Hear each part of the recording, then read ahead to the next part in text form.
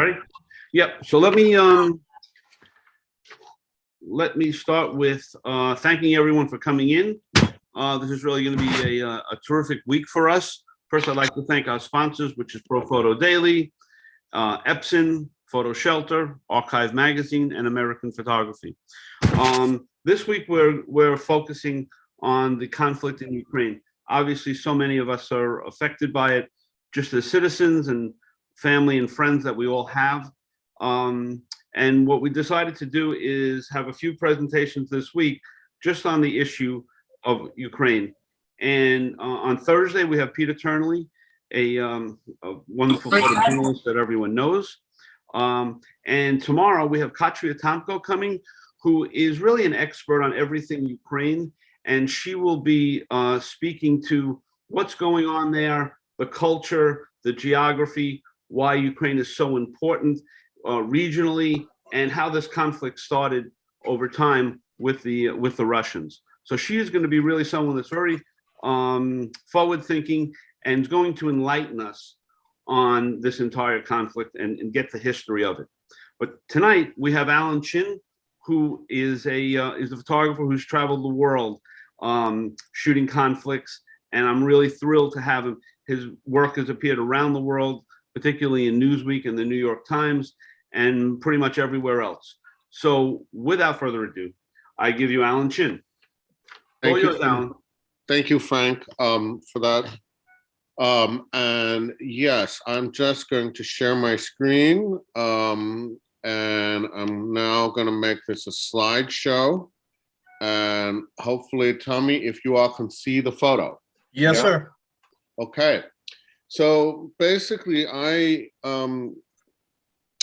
was in the region almost by accident. I had been to Ukraine already a couple times in 2014 and 2015 when the conflict with Russia first started in the east of the country in what are called Donetsk and Luhansk oblasts. Oblast is the word for, it's in between a county and a state, right? It's kind of the administrative unit. And so that conflict has actually been going on for 8 years. It was supposed to stop in 2015 with something called the Minsk Agreement, a ceasefire, but that ceasefire really hasn't held up that well. And it's been this low intensity, on again, off again war in which actually many thousands of people, soldiers and civilians, have been killed. And so in this whole run-up in these last few months, as the situation became more tense and as the Russians were congregating their troops around Ukraine, you know, whenever you would ask a Ukrainian, you know, are you afraid? Do you think there's going to be war? You know, they would kind of look at you and shrug and say, well, you know, actually, we've already been at war this whole time. And you guys haven't really, you in the West haven't really noticed it because it's not a big war most of the time, but we've been fighting this whole time. And that's absolutely true, guys. Anyway, I hadn't left the US since before COVID. And I thought, you know, it'll be I'll be on press printing this book in Lithuania, which, by the way, is called Infinity Goes Up on Trial, and it's about America in the year 2020. Okay, can we actually close it now? Because every time someone asks to admit, is there a way that someone else can monitor that without it killing the slideshow? Anyway, so on the 9th of February, I flew to Kyiv, and I thought, like everyone else did, that, you know, we have this horrible crisis brewing, but I didn't necessarily think there would be a full-scale war. Most Ukrainians didn't think there would be a full-scale war. A lot of people certainly expected something to happen, and in fact, but not like a full-scale war, right? Would there be more of an attack in the east in Donetsk and Luhansk? Yeah, definitely, because it was heating up even in those weeks and the past couple of months, you know, but would they actually try to attack Kyiv? You know, that just seems so far out of the realm of possibility. And frankly, for people who've spent any length of time in Ukraine, you know, we knew that they would fight. Of course, we knew that they were outnumbered and that Russia's bigger, but it still wasn't ever going to be easy, you know, and I think in a weird way, Biden and the US administration also made the same mistake for entirely different reasons. as the Russians, thinking that Ukraine wasn't going to be able to fight effectively. But nonetheless, it was all very worrying. And I got there, and Kharkiv, which is Ukraine's second largest city, is only 25 miles from the Russian border. And we knew that if there was going to be a bigger war, maybe they would just try to bite off Kharkiv and more of those eastern territories, right? So I spent a week there, and I kind of really wanted to get into the life of this city. So this here is a woman who's actually a costume maker at the Puppet Theater. There's a really cool puppet and theater and doll museum in Kharkiv. I went to the ballet where they let me backstage. They were actually doing a production of Tchaikovsky's Sleeping Beauty, which is just a very ironic twist of fate. Sleeping Beauty is the music that used to be played on Soviet television whenever something horrible was happening. Like when Chernobyl happened, they played Sleeping Beauty on Soviet television. Here's another view of it, right?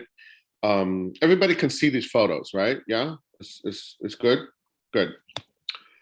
And Kharkiv is also part of Ukraine's military-industrial complex. And again, this is part of what makes this war very different from Iraq or Afghanistan or some of these other wars that the US has been involved in or have been in the headlines in recent years, even decades, is that, both Russia and Ukraine are very industrial countries. I mean, Iraq, of course, has industry. Afghanistan has a little bit of industry, but this is on a totally different scale. Ukraine exports these tanks and other weapons. It has here. You can see this is very funny. This is a guy who was the one of the directors of the tank factory, and he actually offered to let me drive one of these armored cars. I turned him down because I didn't want to be, a foreign journalist driving an armored car around. But he was actually in a very cheerful, interesting mood. But yeah, in addition to the tanks and weapons, they build airplanes in Kharkiv. They build turbines. This is a factory where they build these enormous machines for power plants. So it's a center of industry. This is a woman who is an opera singer who actually said, she gave quite an interesting quote in the story on Kharkiv that I both photographed and wrote. And she said, I know that our army is going to fight, but I don't know if we're going to win. I'm very glad to say that she made it out to Germany, but her family lives near Kiev, literally about 10 miles from the front lines in a small village, not in downtown Kiev, but in the larger region. And she's in touch with them every day, but her grandfather is 90 years old. He has dementia. Her grandmother absolutely refuses to leave. And so her parents are there also to take care of the elders. And you can just imagine, right? They're only 5-10 miles from the front lines. Right now they're okay, but if the Russians attack again in that area, they would be in trouble. Here's a woman who is an LGBT activist in Kharkiv, where she said, and I think this is very telling. She said one of the reasons we in Ukraine are pro-Western is because in Russia, for example, they've banned gay marriage. But if we eventually become part of the EU or just tilt towards the West and Western standards, there are human rights protections, in the EU for LGBTQ community, and those things don't exist in Russia. So for her, and it was a no-brainer, right? She doesn't want to become part of Russia. She wants to really become more part of Europe. And here's another guy from the Doll Theater, and he was just amazing. He basically was demonstrating. He's worked there for 16 years. And he's the one who creates the mechanisms that allow these puppets, their arms to move, even their eyes to move.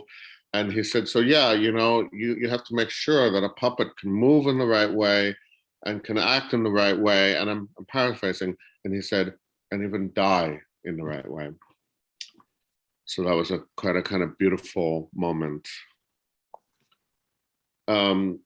I visited that border. So this is the border with Russia, 25 miles north of Kharkiv, and these are border guards in a trench.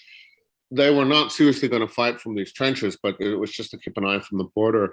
And when the war started, when the invasion started, the remote control cameras that they have at some of these border areas actually filmed. They continued working long enough to film the Russian tanks breaking through those fences. But this is one of the points where that would have happened. And then I did go down to Luhansk, and like I was telling you before, this whole time, the incidents were increasing on a daily basis. The Russians were increasing the pressure. There was a lot of shelling. And this is actually in the yard of a school. It had been shelled like 3 or 4 days before, and it had been shelled that morning. And like good journalists, we thought, okay, let's just go check it out. Let's see what's happening there. We didn't hear any reports of anyone being killed or wounded, but nonetheless, we just wanted to see what damage had happened. And, this is 8 miles from what they call the line of contact, which is not the border, but basically the ceasefire line for the ceasefire that is constantly broken. And you can see that crater, right? There's a pretty large explosives that the Russians were firing at this town, which actually they told us hadn't been shelled since 2018, right? The last time there was a ceasefire violation in this particular area was a good 4 years ago, but they were shelled twice in 3 days. And while we were there, they started shelling us again. And the woman in gray is the principal of the school, and I was in the middle of interviewing her, and they just started coming in, and everyone hit the deck. And then we went inside the school building, and you can see, it's a little nerve-wracking. But outside, once it ended, these guys who were fixing the heat and hot water pipes, they went right back at it. I'm not even sure if they stopped during the shelling. You can see there that that's the above ground kind of steam pipes. In most former Soviet countries, the ones that haven't changed their systems yet, heat and hot water in a whole district or a whole city comes from one central plant. There's central heating and hot water for a whole area, right? And everyone has these pipes that connect the buildings. So if they're damaged, that means, this whole neighborhood might not have heat or hot water. And then I did go back to Kiev because I just started having this really bad feeling in my gut that like, if it really, really happened, I still didn't really think it would happen, but if it was going to happen, I don't really want to be in Kharkiv 25 miles from the border. I don't want to be in Luhansk 8 miles from the line of contact, right? It just seemed to just be, very vulnerable places to be. Breakthrough Media entered the waiting room. Can someone let them in? And so I went back to Kiev, and it was kind of that last night. I remember I actually went and I bought some dollars and euros because I wanted to have some, hard currency. I filled up the car with gas. But I still didn't, I was just being smart, I thought, right? I was just being a little more cautious than I needed to be. But And Alan, just yeah. question. Are you alone at this time? Are you Yeah, still? I was alone. I was by myself. I had a cute little Airbnb apartment in Kiev.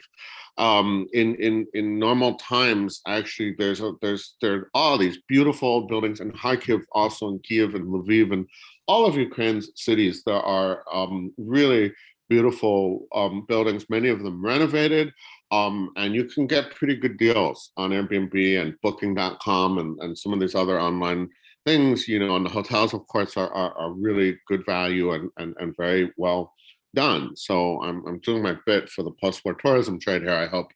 I highly recommend it. Yeah, so I had this little apartment, and I was in there, and it was actually Elizabeth Durbis who called me, and she's and she said, it was about 5 o'clock in the morning in Ukraine, and she said, have you heard it? It started. And I said, no, I actually haven't heard anything. What started? And so we texted for a little bit, and then I admit I actually went back to sleep. And I woke up again, not 20 minutes later.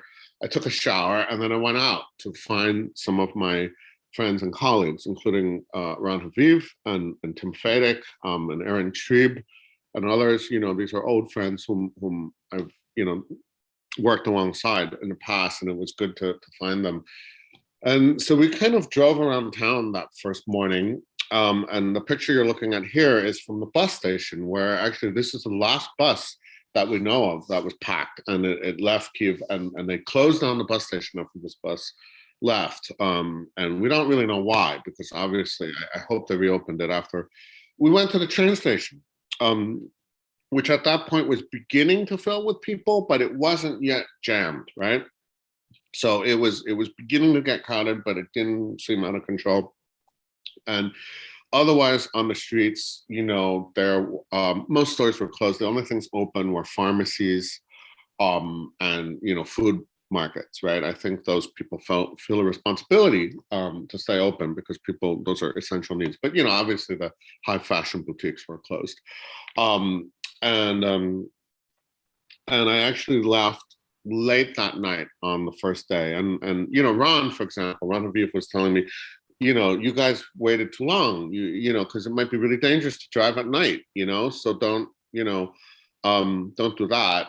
But we hemmed and hawed, and eventually I teamed up with a Ukrainian American videographer, and she, in a past life, had been an anti-Putin blogger, and she really didn't want to deal with the Russians. And so she, and then we heard about Chernobyl, and then we heard about this airfield, Hostomel, which is only less than 20 miles from downtown, 15 miles from downtown, where the Russians were attacking. And I certainly didn't think they would be there already. As it turned out, later we learned that that was one of those helicopter-borne assaults that really failed. The Ukrainians shot down a lot of helicopters and actually decimated those elite Russian paratroop forces.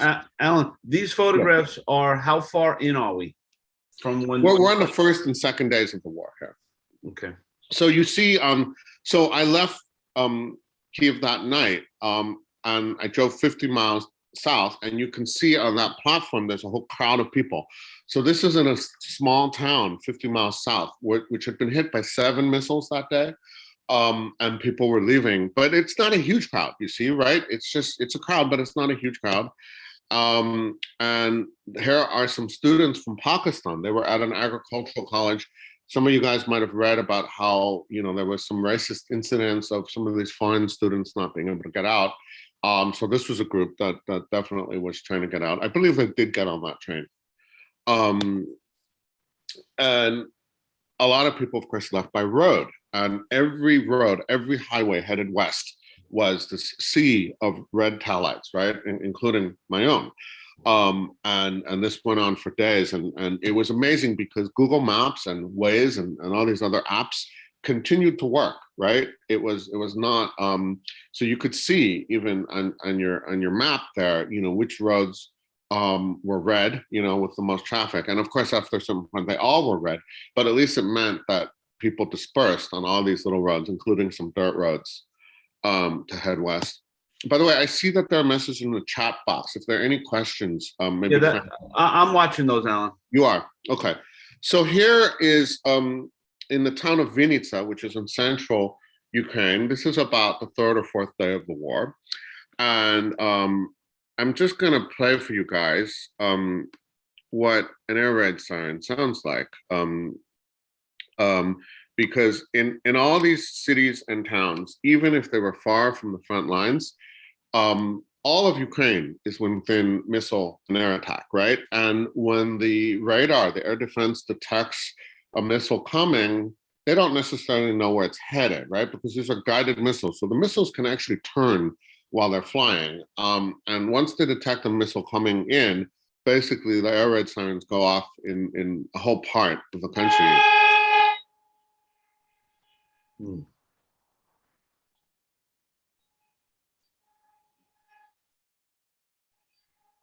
We can't hear you now.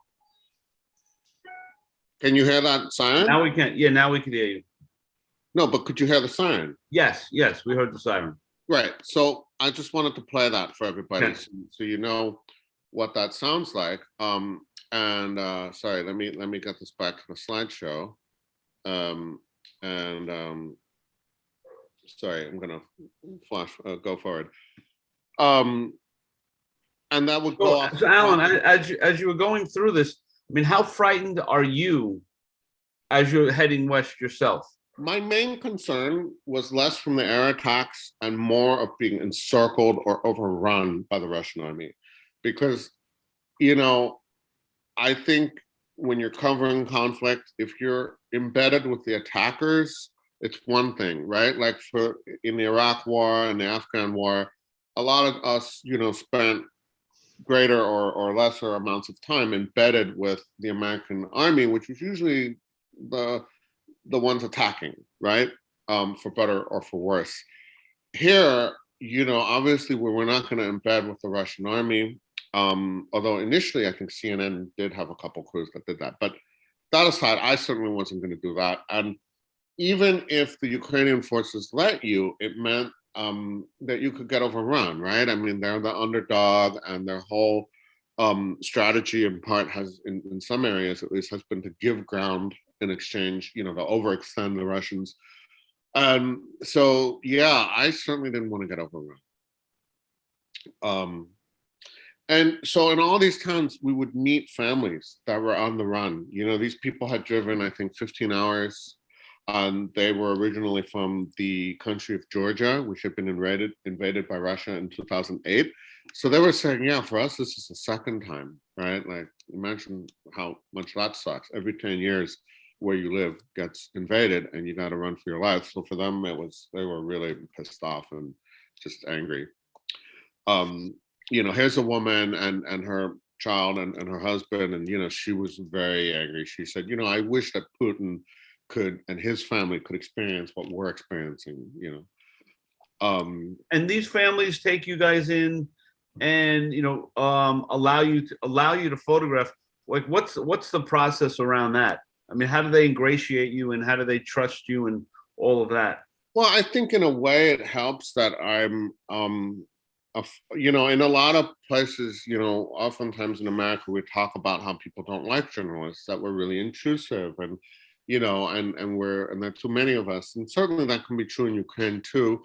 But at moments like this, I think a lot of people see a journalist, especially maybe sometimes a foreign journalist like me, as someone they can talk to, right? If you just spent 15 hours on the road and had one of the worst days of your life, yeah, part of you might not want to deal with me, and there's some people who certainly didn't want to deal with me, but other people maybe felt, here's a guy who's interested in my story, who's willing to listen to me and and let me just tell about what happened to me, and I think for some people that's an important thing to do, you know. Yeah. And here is a church in the city of Ternopil. This is actually a historic cathedral, where, yeah, when the sirens go off, people go into the basement where it's become a bomb shelter. And you see how nice it is, right? Because normally it's a museum, it's a historic church, and this is the historic crypt of the church, and they have all those. You see those posters on the walls, that describe the history and architecture of the building. But of course, now in wartime, it's being used as a bomb shelter.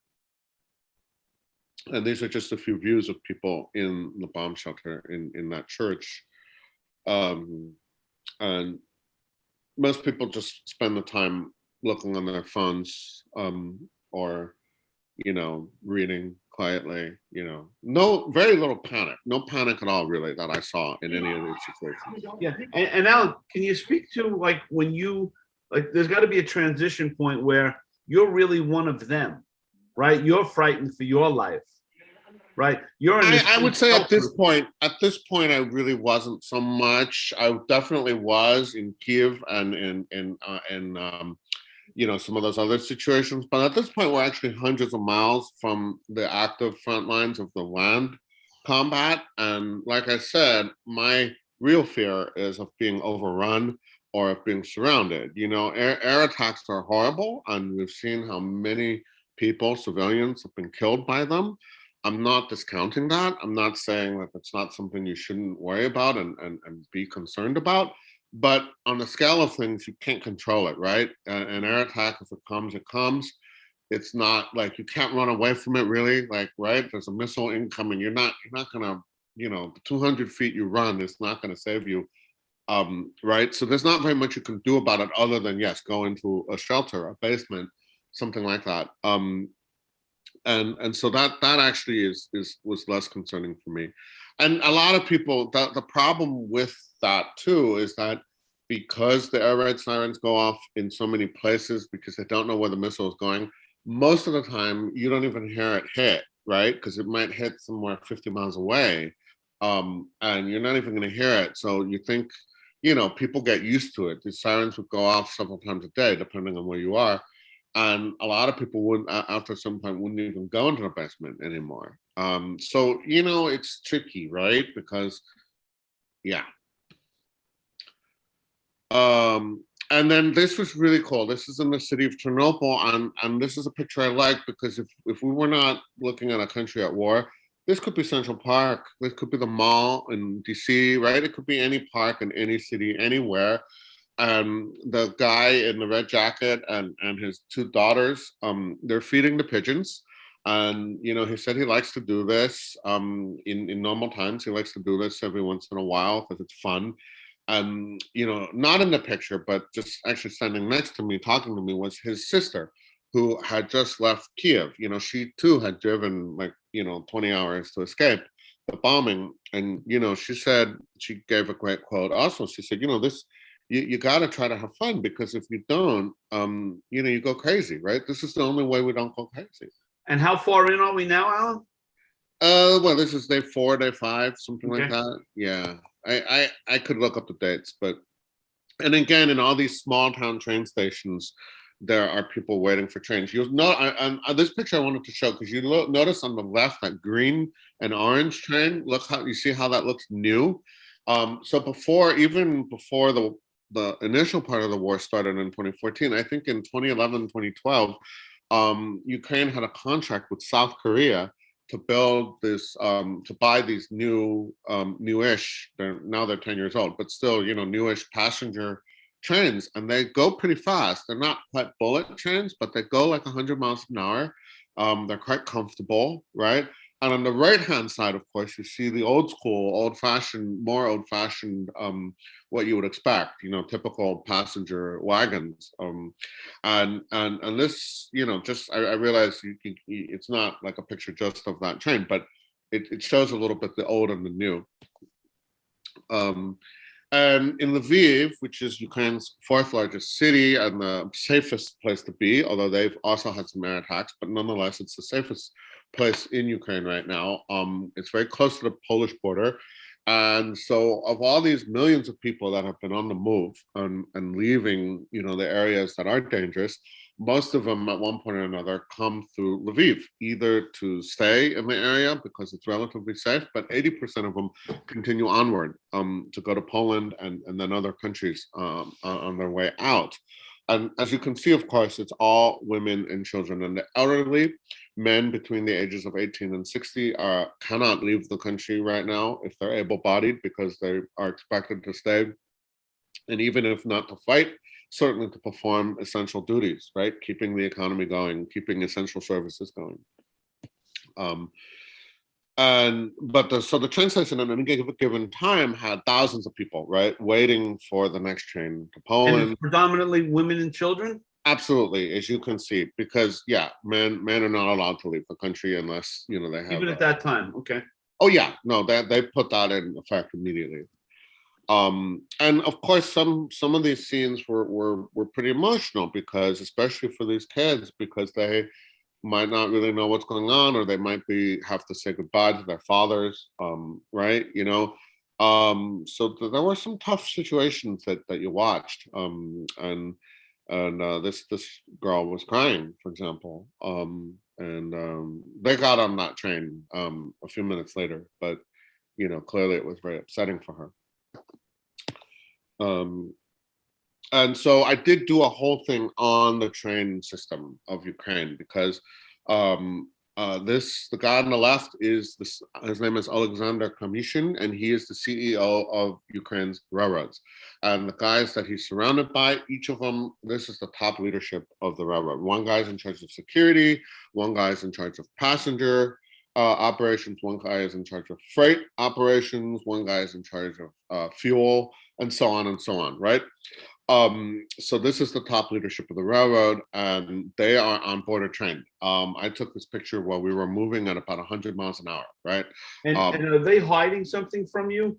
The way that man has his hand?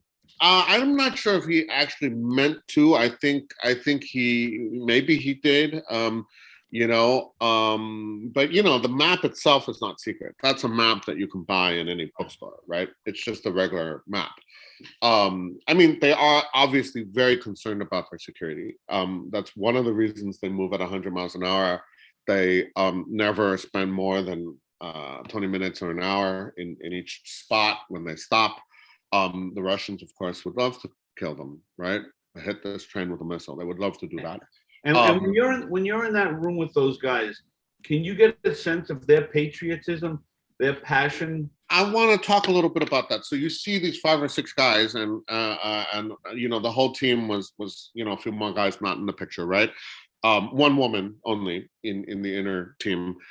But I want to say, so they're on the move constantly for security, but also because they have over 230,000 railroad workers, some of whom have been killed doing their jobs, and all of whom, of course, have been working overtime like you can't believe, right? So they said, yes, one, security, we don't want the Russians to know where we are, right? We obviously have to keep moving. But number 2, we have to show our faces to all of our workers, right? If we're expecting them to work under these dangerous conditions, we have to show, at least in part, that we're here with them. We're not hiding. We're not in a bunker. We haven't left the country. None of that is true, right? So they actually go around visiting, different railroad, depots and the regional stations and so on, right? Like they do this. And they themselves come from all different parts of Ukraine. And on the train, it was really interesting. They spoke both Ukrainian and Russian interchangeably, right? Like 1 minute they'd be speaking in Russian to someone on the phone, next minute they'd be speaking in Ukrainian. And one of Putin's reasons, so-called, for fighting this war is that he claims that the Ukrainians have been trying to, erase the Russian language and culture and so on. But you will find that in Ukraine, even Russian speakers, people for whom Russian is their first language, it doesn't matter, right? That doesn't mean that they agree with Putin. And, it's the way, like, if we were to invade Canada, they speak English in Canada too, right? But like, so what, it's really interesting to see that. For sure, in the last, 10 years and more, even last 20 years, Ukraine has made a much bigger effort to make Ukrainian the primary language, to be the primary language they teach in school, for public officials and documents to be in the Ukrainian rather than Russian language. That's all true. But on a daily social level, it doesn't matter, right? Like they talk to each other and to whoever they need to talk to in both languages. And to me, that was a really telling sign how, and also look at them. Some of these guys in their uniforms, they're kind of old school, bureaucratic, what you would kind of expect, maybe grew up in the Soviet Union, and still have that kind of old school mindset. And when I did get to interview each of them briefly, and some of them definitely were a little more cagey and wooden in their answers. And then others of them, like the CEO and the guy in the sweater behind there, they speak English because they were educated abroad. They lived abroad. They worked for Western companies, and they were all hired and came back to Ukraine in order to be part of this reform movement in these last few years. Here's so the guy in black. He's actually the guy here. He's the guy on the right. You see, he's the director of security for the railroad. And he's actually from Kharkiv, where I spent a week, and which has been under constant bombardment since day one of the war.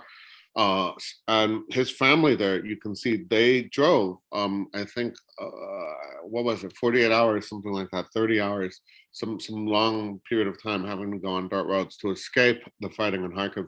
And they met the train just in one of these towns briefly, right? One of these places where we stopped just for 20 minutes. And they came to see him, and I spent about 20 minutes together, and then they had to get off the train because we were about to leave again. So he got down onto the platform to hug each of them, And, then as the train sped out, he waved to them from the window until they were gone. And then he just kind of stood there at the door for like, I mean, it probably was only a few seconds, but in my mind, it felt like a long time, And at that moment, just on this very individual level, I mean, of course, this guy's pretty privileged, right? He's a part of the leadership of the railroad, but nonetheless, you kind of really felt that human emotion of this family and what they're going through um, at that moment. And it was, I kind of felt, um, like I was really seeing. The reality of the war for this family. Um, Back to the train station, you see a lot of people actually brought their pets, because of course, right? And there actually have been, I know it might seem a little weird, but there actually have been people, volunteers that have been trying to also take care of animals, right? Like it's kind of amazing. And while one stupid thing we did during Hurricane Katrina was that a lot of that evacuation effort, people were not allowed to take their pets, and that was horrible for a lot of people, right? In New Orleans and in Louisiana and Mississippi, and I believe now the American policy is to allow it, but in 2005 they didn't, and Ukraine, I'm not sure they read that memo, but they certainly. Yeah, Alan, how did you get access to the leadership of those folks on the train? Never reveal your sources, right? Okay. I have good connections. This is just another view from the train at night, and it's, I spent as you can see, a lot of this experience is on the train, and when I go back, I think I'm going to spend more time on the train because I do have such good access with them, and it is, Ukraine has, depending on how you count it, has the sixth or seventh largest railroad system in the world. It has, it's the second largest in all of Europe. I think the largest is in Russia, right? And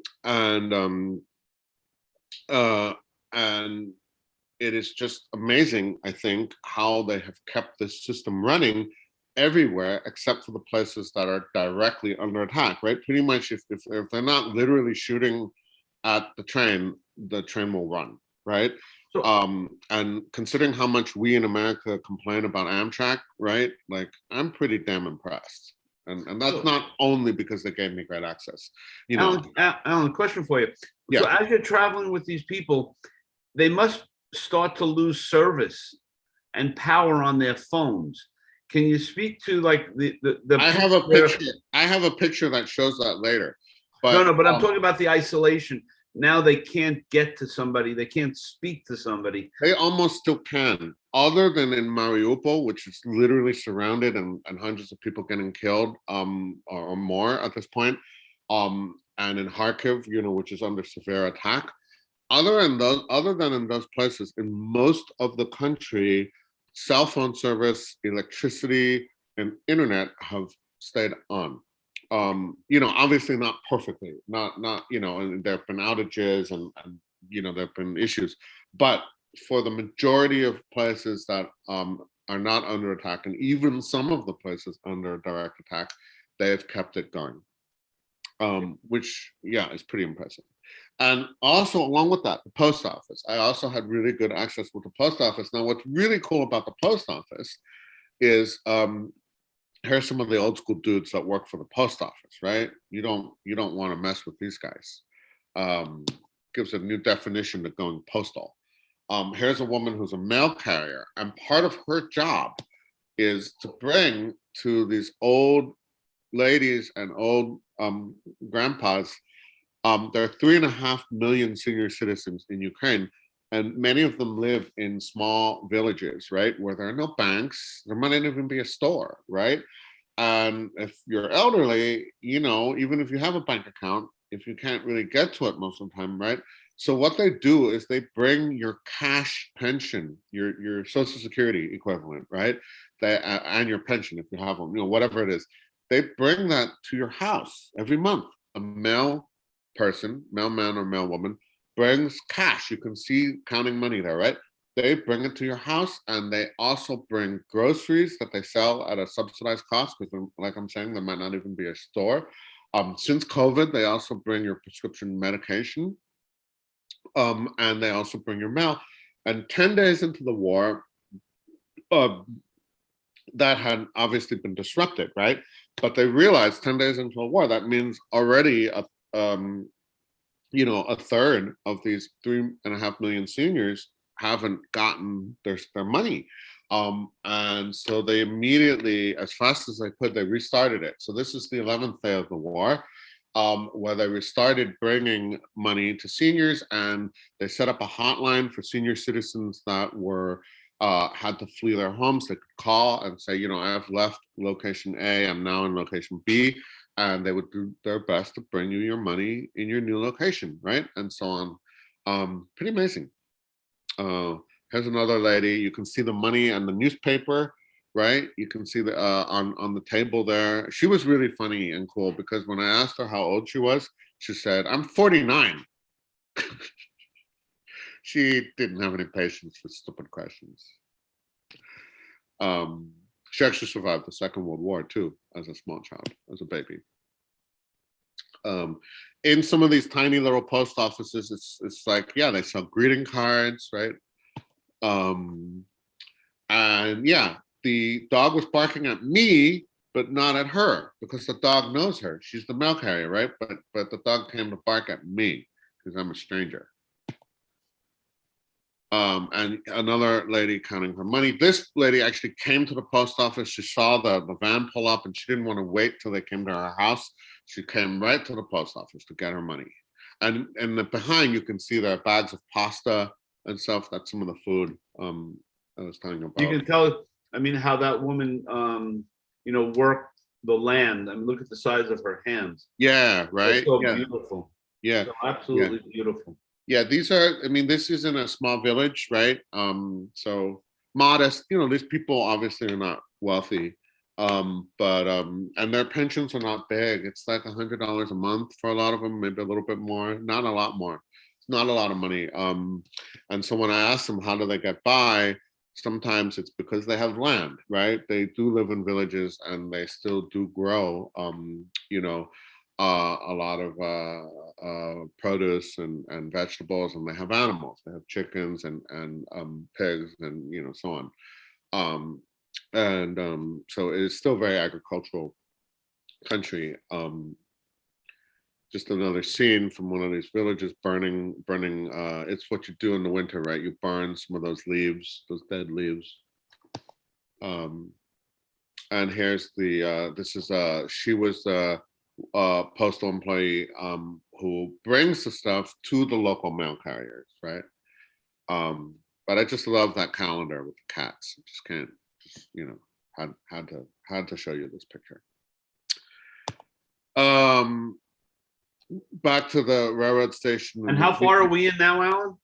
Now I think we're about 2.5 weeks in. I can look up the dates. But to your answer about running out of juice for your phones.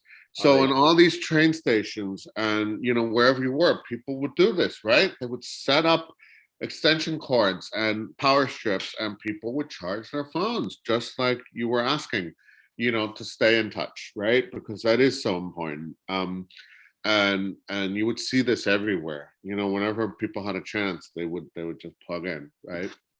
And the community of these folks was very, give us a sense of that community. So everyone was, I got 50%, I'm good. Like, what was that like? Well, let me put it this way. I didn't see any fights. Okay. So I don't know how people necessarily arranged it, but it was, honestly, considering that the huge numbers of people on the move that we saw, and it was chaotic, obviously, at times, and it was just, there's this many people, and people desperate to escape the fighting and desperate to be safe. Of course those emotions are real and they're there, and I'm not underplaying them. But I will compare it to Hurricane Katrina, when 1 million to 2 million Americans had to move, many of them to Texas. That was frankly a lot more disorganized than this was in Ukraine. There were hundreds of I'm not sure I have pictures of them, but there were hundreds of volunteers here, with food and information, more importantly, right? Food and hot coffee and hot hot tea and soup. Temperatures hovered around freezing. So if you were stuck outside, it was still really cold. Not cold enough to like freeze to death, but definitely cold enough to be really uncomfortable if you're stuck outside for any length of time. So people were building fires. And of course, I mean, you would freeze to death if you were just stuck, with no jacket, whatever. But And Alan, you're now traveling with the same people all the time on this train? No, I actually, so we'll get to that in a minute, but no, I did that whole road trip from Kiev to Lviv with this Ukrainian American filmmaker, videographer, and then in Lviv, which is where I did have a translator that I hired, but then the Washington Post came knocking at her door, and I realized that they could probably hire her for longer than I could. So I gave her a glowing recommendation, and the Washington Post nicked her from me. What can you do? It's okay. And then there was, and in Kharkiv, I don't think I said yet, the woman I hired to translate for me in Kharkiv has actually made it out to Luxembourg. So I'm very happy that she's okay. But yeah, it's something definitely you have to think about in terms of, and again, I was, as you can see, I'm mostly staying away from active front lines, but the front sometimes can come to you, right? Like I was saying, if you're on the side that is the underdog still, or was, and you're with the defenders, not the attackers, yeah, the front line can come to you in ways that you don't expect. And so when you hire someone to translate, right? When you hire someone to translate for you, it's a real responsibility, right? Because if anything happens to you, it's on you, right? Like, Someone put in the name Anastasia Galuskuka. Anastasia Galushka. Sorry. Was that her by any chance? She's a friend of mine, and she just started working as a fixer for WAPO. And No, I didn't work with her. No, but WAPO has a very large team, right? I mean, I think they have 5 or 6 journalists and 5 or 6 photographers and videographers in Ukraine, right? So yeah. Anyway, so this was Lviv, and then finally, when I decided I needed to leave because I do have an 8-year-old daughter, and I did not, like I was saying at the beginning, I had gone to Lithuania to be on press for a book. I didn't bring my flak jacket. I didn't bring my satellite phone. I didn't bring, my gas mask. I didn't have any of this gear. And also, I'd been in the country for a month basically, and I thought, okay, I gotta leave. And I decided I would take the train, right? Because I have this great access with the train. I mean, actually, anyone can, right? And so I got on this train, and you can see this is at the train station right before we're leaving. And then they pack the train, right? The train is packed to 2 or at least twice as many people as normal, every inch. And you literally cannot move. And just as a photographer, I'll tell you, it was tricky because this ended up being a 12-hour train ride to go about 50 miles. Normally, I mean, that includes crossing a border, to Poland, which always takes a little time. But if you Google map it right now, it says that this trip should take 2 hours and 22 minutes.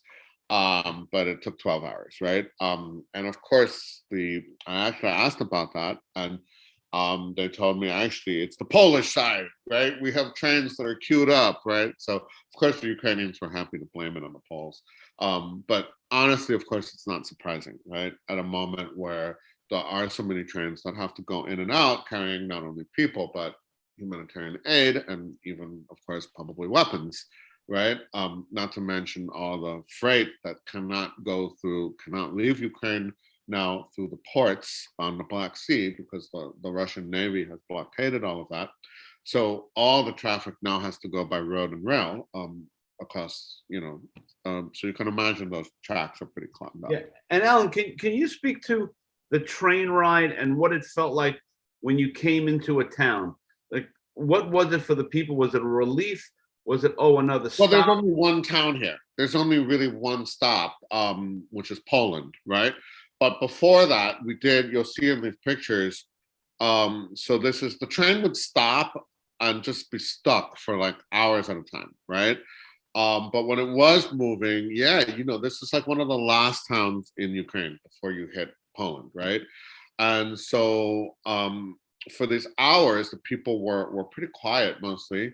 Some of them maybe just exhausted because they had maybe, had to travel for days just to get to this point to get on the train. But they finally, when they realized, okay, we've been on this train too long, they actually stopped the train and let everyone get off, right? And there were volunteers with food and water, and what are they called? Porta potties, so that people could go to the bathroom. And so people actually got off the train and were able to stretch their legs for a little bit, and then people had to get back on, right? And when we finally got to Poland, actually, it was funny. We pull into the station. The first thing actually we saw, I didn't get a picture of it, but the first thing we saw was, of course, McDonald's, right? All lit up. And Ukraine has McDonald's too, right? So it's not like that's surprising, but it's just kind of weird that you cross into Poland and the first thing you see is this gigantic golden arches all lit up at night, ridiculous. And then we pull into the train station finally, and they didn't open the doors, right? And people finally, after 12 hours of mostly being very patient, they finally were like, what the hell is going on here? They started banging on the windows, and when the Polish police and soldiers came, they were complaining. They were like, come on, open up, we're packed in here, And finally, the Polish guys opened the doors and they said, okay, but women and children out first. The rest of you guys just, wait. We don't, we have to do passport control. We have to still do this in an orderly way. So women and children first, right? But that made it okay, because once the women and children who were, after all, with small children, that was, most of the train, right? So And did the Poles, can you get a sense, did the Poles treat the Ukrainians with open arms? I mean, can you describe any of that? I saw only a little bit of it, but to a little bit, yeah, because there was all kinds of. We got in really late. We got in around 1 a.m, so there were not necessarily a lot of volunteers there, but you could see the tables and tents were maybe in the daytime when those other trains that had arrived before us, earlier in the day. There were everything from baby carriages to things that people had donated. And they were pretty efficient because for onward travel. The town where we arrived, Przemyśl, is not a big town, right? So they don't have the capacity for people to stay there. So they had all kinds of signs for, if you want to go to Warsaw, go here. If you want to go to Krakow, go here. And there were buses as well as trains, right? So it was pretty well marked in terms of where you could go. Of course, some people don't necessarily have an idea of where to go. The lucky ones maybe have friends or family, or at least, some idea of where they want to go. But for a lot of people, of course, they had no idea, right? So it's tough, especially when you don't know if you're ever going to be able to go home again. So this is just a few more pictures from that moment when we stopped, and people were able to get off the train to stretch their legs and get some food. And this is the very last picture. This is a woman who, spent 15 hours on a bus from Kharkiv to escape. She's with her 7-year-old daughter, and she didn't actually want to give her name. She left her husband behind because, again, men are not allowed to leave. And you could just see, she was trying to comfort her daughter much of the time. She spoke a little bit of English, so we were able to talk a little bit, and she was just really stunned. You could tell that she still couldn't believe what was happening, and she just basically said, yeah, I want to cry. But but then as we were finally getting to the border at one point, it's funny how people treat photographers. So at one point she actually pulled on my arm and she said, look out the window, it's a really pretty sunset, right? So, there you go. That's it. That's So when are you going back, Alan? And if anyone has any questions, you could drop them into the chat room. When are you going back, and where do you go? So I'm gonna go back next week, or at least to Poland first, and then from Poland I'm gonna take a train, I think, from Warsaw down to Przemyśl again, and take the train the opposite. I'll take that same train that you just saw the pictures from, but of course going into Ukraine, it's mostly going to be empty or filled with humanitarian aid and stuff. It's not going to be filled with people, right? So that's my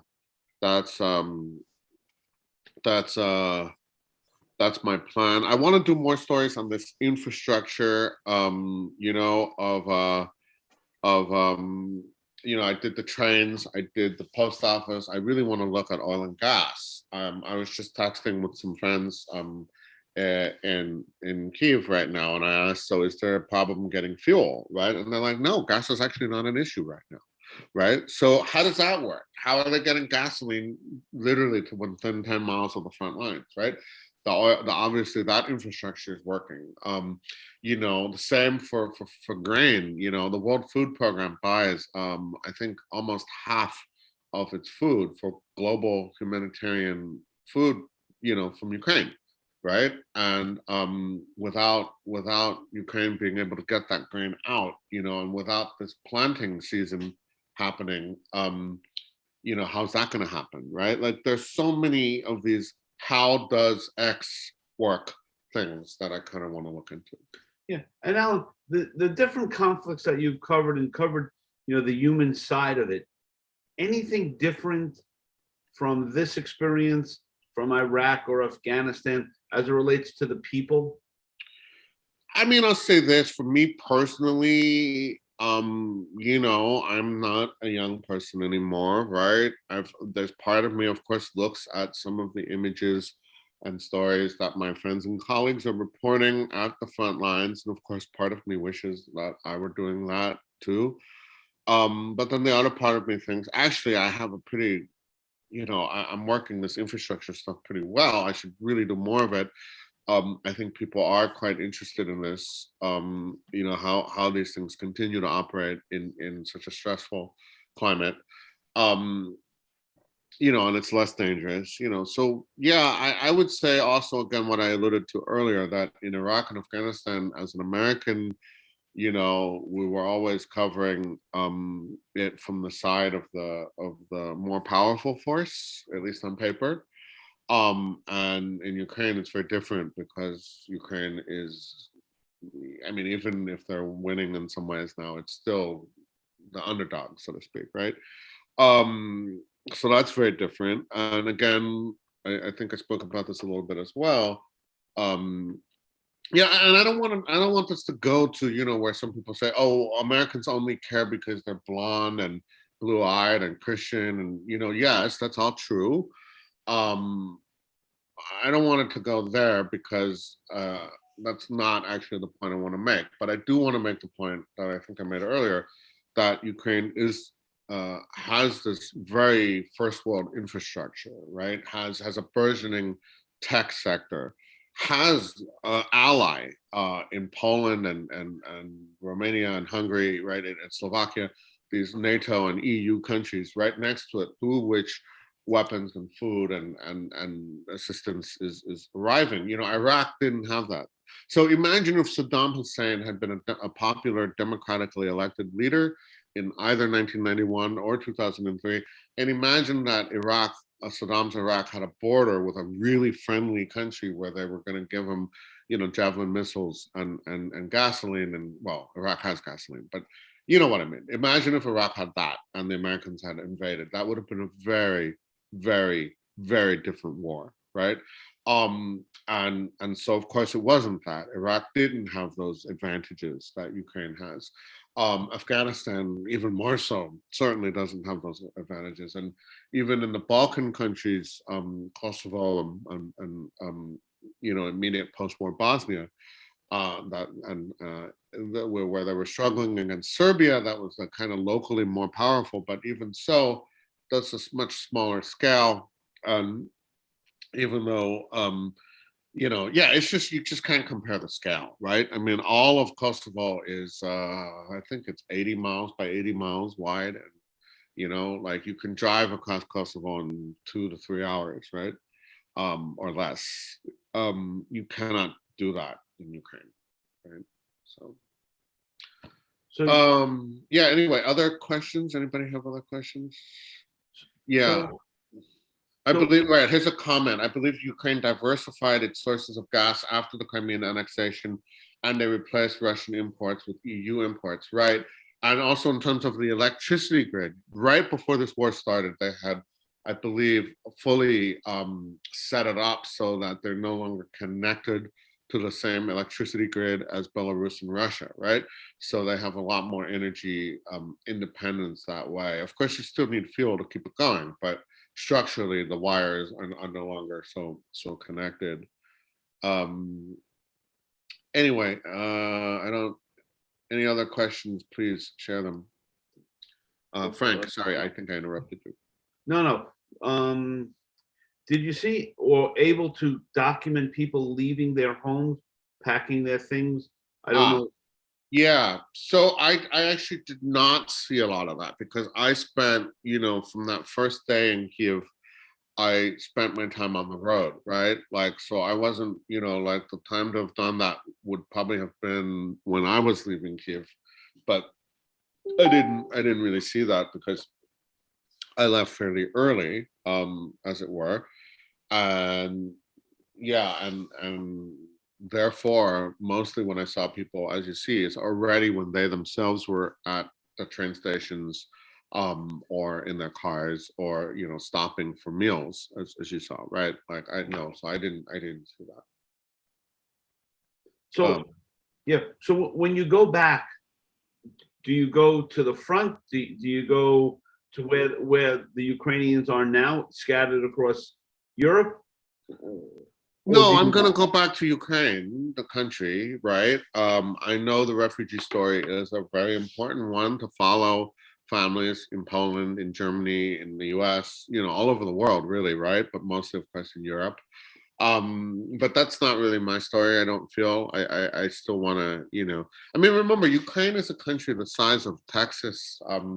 It has a normal population of 44 million people, of which over 3 million have left the country, and of which they're estimating 10 million in total have had to leave their homes, even if they haven't left the country.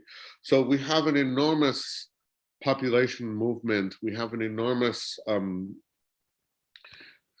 just horrible drama happening, right? In Ukraine, and while we're seeing from my colleagues, these horrifying images of bombing and destruction, there's much of the country that is not invaded. If you go and look at any of these maps, the Russians have barely made a dent. I mean, yes, in some areas more than others, but they've barely made a dent, right? The most of Ukraine is relatively peaceful, and other than from, like I was saying, aerial attack, right? Because the whole country is in aerial range. But other than that, that's why the trains are still running. That's why the cell phones do still work and the internet is still on.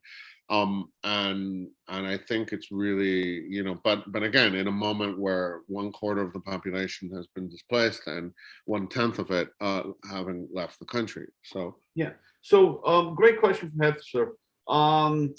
There's a lot of talk now about these young journalists who are there who are not trained. Can you touch on that? Yeah. Are you in contact with Ron or Tim? So I'm in contact with a lot of my colleagues, right? And thanks to the fact that communications are still pretty good, there's a whole number of journalist groups, on WhatsApp and also on Signal, and text threads, and right. So I would say we're better connected than we ever were before, in previous conflicts, as long as this infrastructure holds, right? Because once we have to go to satellite phones, that's obviously going to be a very different story. It's also dangerous to use satellite phones, right? You have to be careful about usage, right? And so on. So, but for the moment, journalists are able to talk to each other or text each other really efficiently, and that's definitely a big change from Yeah. other conflicts. Yeah. But about the younger and Elon Musk, yes, I actually saw one of the first Starlink units, which was the train. The train people got one of the very first units. At this point, there are thousands of units in the country. And again, and in fact, because there are so many, maybe it actually makes them slightly safer to use, because if there are literally thousands of Starlink units, the Russians cannot fire a missile at every single one. And whether this one is for some dude just who can't get away from his video games, and this one is for like a strategic Ukrainian government entity, right? They don't know, right? So maybe there's actually safety in numbers with that. Yeah. But back to the question about the untrained and unprepared young journalists on the ground. I mean, look, if someone who I didn't think was experienced enough said to me, should I go? I would say no. I would say you should go to, something like Israel and Palestine, which I actually think is a really good training ground for journalists, because there it's first of all, it's physically small. Secondly, it's never gonna, it's dangerous, of course, because people do die in Israel and Palestine, but most of the time it's non-lethal, right? Most of the time it's rocks and tear gas. It's not live ammunition. It sometimes is, and sometimes that turns on a dime, and it's really frightening and dangerous, but most of the time it isn't that, right? Or you can go, I don't know, there are any number of places one can go. Ukraine right now is definitely not the best place for someone who doesn't have any experience to go. Right. But that being said, look, when I say that, I know I just sound like another one of these old fucks, and old fucks throughout history have said that to young fucks, and the young fucks never listen to the old fucks, and that's just life, right? So if someone's just going to do it anyway, well, they're just going to do it anyway. You're not going to stop them, right? Hester, there's your answer, buddy. I will say, and this is maybe better now than it used to be, the resources, especially online, even if you are untrained, you can maybe read up on it more and more easily than you used to be able to, right? So maybe that's good. I don't know. Well, I have to tell you, I think everyone was completely moved by your imagery, and I can't thank you enough for doing this, because we need to see. Well, thank you, Frank, for hosting. And I do apologize for the first hiccups there. Oh yeah, really sorry about that, about being bombed, right? Like by these just I don't even know what to call hooligans. That's the word. Hooliganism. Internet hooligans. Yeah, internet hooligans. But thank you guys for sticking it out and surviving the hooliganism. And I hope it was interesting. Feel free to ping me with any additional questions or comments. I'm on Instagram, Alan S. Chin. That's probably the best way, to hit me up these days. Just follow me on Instagram and direct message me. Okay. And just one thing, or two things. One, tomorrow night we have a really wonderful young lady, Katria Tomko, who's going to speak about the history and give us a broad view of Ukraine, so we all have a better understanding about this country and about its people. So I'm thrilled about that. And Thursday night we have Peter Turnley, who's a terrific photographer as well, who will be presenting. So everyone, please come back tomorrow and Thursday, and I'm sure we won't have any hiccups. But Alan, thank you so very much for doing this. This is great. And when you come back, please, we're going to be doing this again. Unfortunately, this story will stay current for a while, it appears, and the aftermath. Okay, thank you, everybody, and good Thank night. you. If anyone has any other questions, Alan's here. Yeah, and again, hit me up. I'm at Alan S. Chin on Instagram. Be happy to answer questions there. Also, again, thank you for your patience and for listening and looking. Good night. Good night.